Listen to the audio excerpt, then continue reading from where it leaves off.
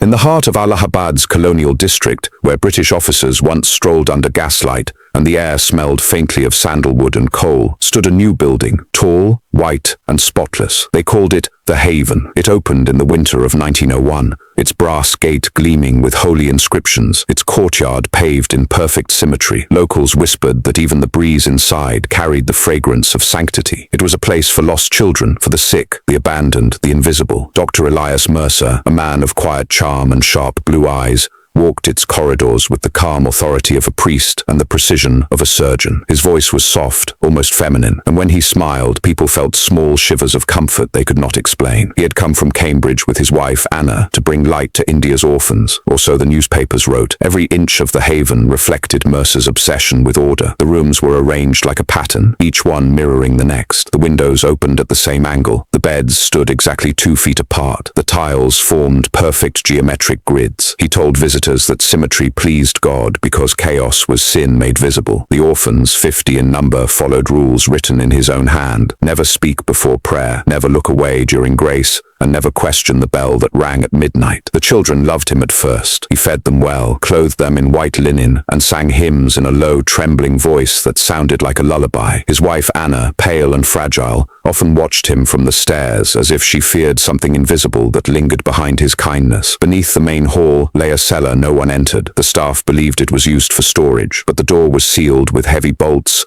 and small brass plates engraved in Latin. Elias called it the foundation. When a worker once asked about it, Elias only smiled and said it was where the bones of order were laid. The phrase made no sense, but in his presence, no one questioned him twice. At night, the staff sometimes heard a faint hum rising through the floorboards. Low, steady, like a faraway organ note. Elias said it was the wind passing through the walls. He had built the house himself, hiring only local masons, insisting that the walls be hollow in certain places to allow the voice of air to travel. He spoke of sound as if it were sacred, something that could purify the soul if aligned correctly. Children often told stories about the hum. They said the walls whispered when the lamps were out, that the echoes carried words none of them could understand. One small boy named Rajiv swore he heard his own name being called from below the floor. When he told Elias, the doctor simply nodded and asked what the voice had said. When Rajiv replied that it only repeated his name again and again, Elias placed his hand gently on the boy's head and whispered that the house must have recognized him. That night, the hum grew louder, and for the first time, the lamps in the corridor flickered, though there was no wind. The following morning, Elias gathered the children and led them in a long prayer about obedience. He spoke softly, but with a strange fire in his eyes. He told them that the Haven was not merely a home,